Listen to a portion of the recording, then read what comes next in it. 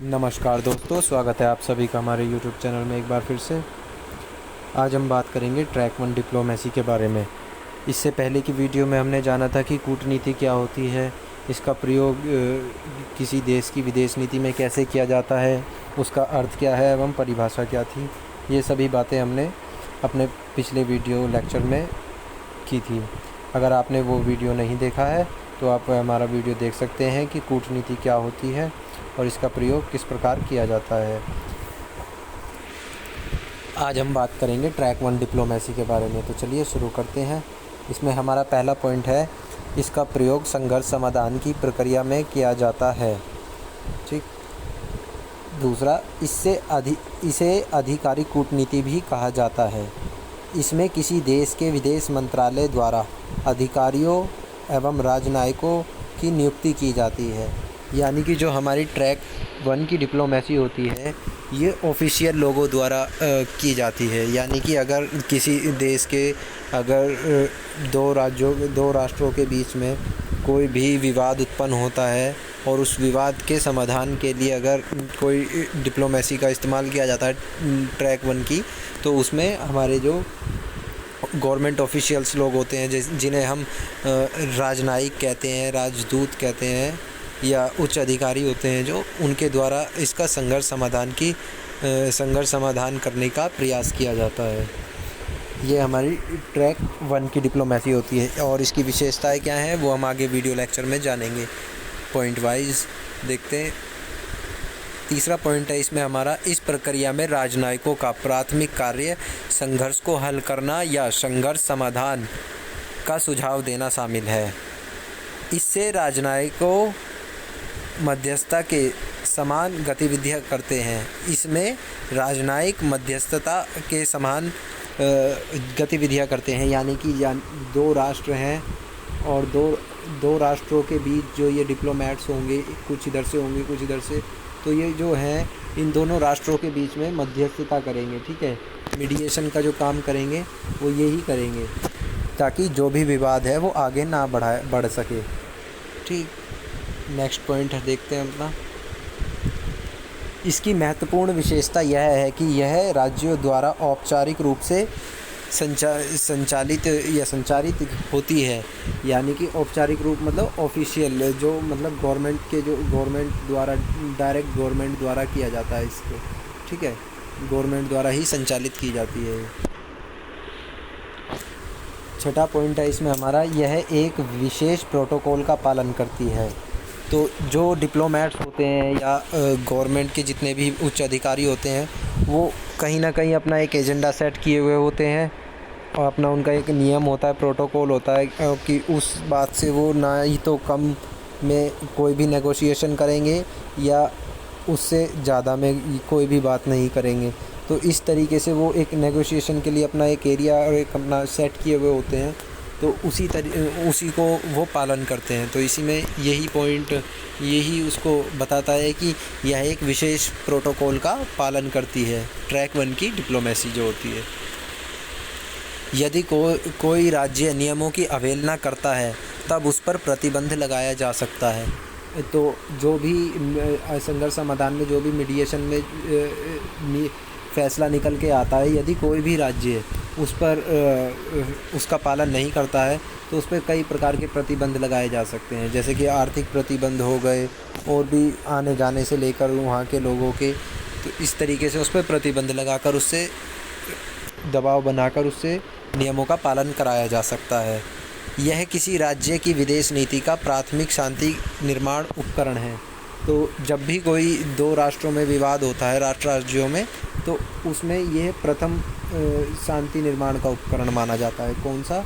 Track one की जो diplomacy है हमारी, ये प्रथम उपकरण है शांति निर्माण का, पीस बिल्डिंग के लिए। नेक्स्ट देखते हैं अब हम। ट्रैक वन के खिलाड़ी संयुक्त राष्ट्र, यूरोपीय संघ, अरब लीग, अफ्रीका संघ और कई अन्य क्षेत्रीय आर्थिक एवं राजनीतिक समूह शामिल हैं। ठीक है। ट्रैक 1 के जो खिलाड़ी होते हैं वो जैसे कि संयुक्त राष्ट्र है, उसमें सभी देश शामिल हो जाते हैं। यूरोपीय संघ है, अरब लीग है, अफ्रीकन संघ है और कई अन्य क्षेत्रीय आर्थिक और राजनीतिक समूह शामिल होते हैं। 10th पॉइंट है हमारा, इसमें राजनीतिक और उससे जुड़े कुछ पदस्थ अधिकारी मध्यस्थता का व्यवहार करते हैं। यह राज्य के प्रमुख रचनाओं को उच्च पदस्थ अधिकारियों द्वारा किया जाता है। इसका जो संचालन है, ये गलत लिखा हुआ है, इसमें पीपीटी गलत हो गया है। इसमें ये होगा, यह राज्यों के प्रमुख पदस्थ अधिकारियों द्वारा संचालित किया जाता है। नेक्स्ट देखते हैं हम। इसका लक्ष्य राजनीतिक सत्ता के ढांचे को प्रभावित करना होता है। यानी कि अगर भारत के राजनयिक किसी देश में जाते हैं या ट्रैक 1 डिप्लोमेसी का प्रयोग करता है भारत, तो वह अगर मान लीजिए पाकिस्तान के ख़िलाफ़ या चाइना के ख़िलाफ़ वो अपनी ट्रैक 1 डिप्लोमेसी का प्रयोग करता है, तो उसका लक्ष्य यह होगा कि वो उसकी जो राजनीतिक सत्ता है उसके ढांचे को प्रभावित करे। क्योंकि जो सर्वोच्च शक्ति कौन सी है, वो राजनीतिक सत्ता ही है, तो उसको प्रभावित करना ही इसका लक्ष्य होता है। ये यानी कि डायरेक्ट ये गवर्नमेंट के द्वारा किया जाता है संचालित, तो इसका लक्ष्य भी यही होता है कि जो सामने वाला जो पार्टी है उसकी राजनीतिक सत्ता के ढांचे को प्रभावित किया जाए। 12th पॉइंट है इसमें हमारा, ट्रैक 1 की कूटनीति के अंतर्गत जो भी वार्ता या समझौता वार्ता, न्यायिक समझौते एवं संघर्ष समाधान, आर्थिक समझौते होते हैं, वह सभी राज्यों की सरकार द्वारा मान्यता प्राप्त एवं आधिकारिक एजेंसियों द्वारा किए जाते हैं। ठीक है।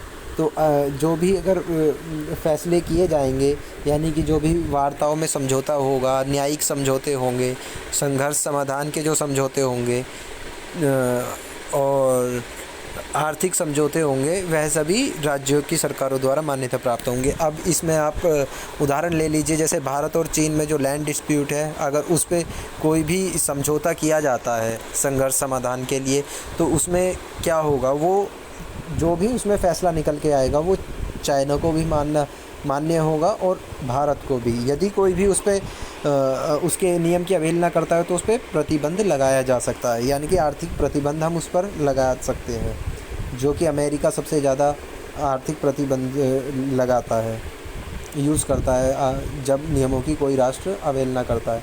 इसी क्रम में हमारा 13वां पॉइंट है, ट्रैक 1 कूटनीति के सभी कर्ता सरकार और राज्य की जनता। ठीक है। ट्रैक 1 के कर्ता, यानी कि कर्ता कौन, जो हाई ऑफिशियल्स लोग होते हैं, यानी कि राजनयिक डिप्लोमेट्स जो होते हैं, वो सरकार के प्रति एवं राज्य की जनता के प्रति जवाबदेह होते हैं। ठीक है। क्योंकि सरकार को जनता ने चुन के भेजा है। डेमोक्रेसी में ये होता है ना कि सरकार को जो चुनती है वो जनता चुनती है, तो सरकार की ये जवाबदेही बनती है कि वो जनता के प्रति जवाबदेही रहेगी। ठीक है। तो इसलिए जो ये सभी कर्ता होते हैं, इन पे ये दबाव रहता है कि ये सरकार और राज्य की जनता के प्रति जवाबदेही होते हैं।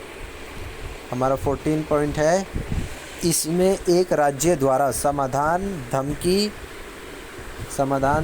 प्रतिबंध और अंतिम चेतावनी जैसे उपाय शामिल हैं। यानी कि पहले टेबल पे समाधान किया जाता है, उसमें वार्ताएं की जाती हैं, इसमें धमकी भी दी जाती है, किसी राष्ट्र को धमकियों का भी प्रयोग किया जाता है यदि कोई राष्ट्र नहीं मानता है तो। ठीक है। या नियमों की अवहेलना की जाती है, या किसी अन्य राष्ट्र के जो उसके हित हैं, आर्थिक, राजनीतिक या सांस्कृतिक हित हैं, उनको वह अपने कार्य से प्रभावित करने का प्रयास करता है। प्रतिबंध लगाए जाते हैं, जैसे आर्थिक प्रतिबंध हो गए। ठीक है। अंतिम चेतावनी दी जाती है, यानी कि मुद्दा युद्ध तक भी जा सकता है। ये ऐसे उपाय इसमें शामिल होते हैं। तो आज का वीडियो बस इतना ही था दोस्तों। आपको वीडियो कैसी लगी आप कमेंट बॉक्स में कमेंट करके मुझे बताइए। अगर आपको जानकारी अच्छी लगी तो आप चैनल को सब्सक्राइब कर सकते हैं, वीडियो को लाइक कर सकते हैं। ठीक है। मेहनत लगती है वीडियो बनाने में मुझे थोड़ी सी, तो इसके लिए अगर आप हमारे वीडियो को लाइक करेंगे और सब्सक्राइब करेंगे तो मुझे मोटिवेशन मिलेगा।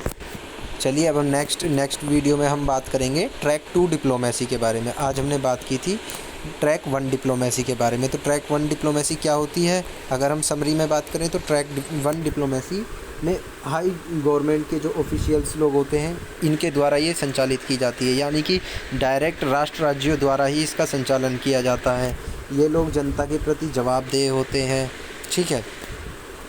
और इसमें जो भी वार्ताएं होती हैं वो सभी सरकारों को मान्य होती हैं, और यदि कोई भी इसमें अवहेलना करता है तो इसमें आर्थिक प्रतिबंध या प्रतिबंध लगाए जा सकते हैं। इसमें क्या क्या उपाय शामिल थे वो सभी हमने देखे। अब अगर आपको नहीं समझ में आए आप एक बार और फिर से वीडियो को देख सकते हैं। और यदि आपको कूटनीति क्या होती है यानी कि डिप्लोमेसी क्या होती है ये जानना है तो आप इससे पहले का हमारा वीडियो देख सकते हैं।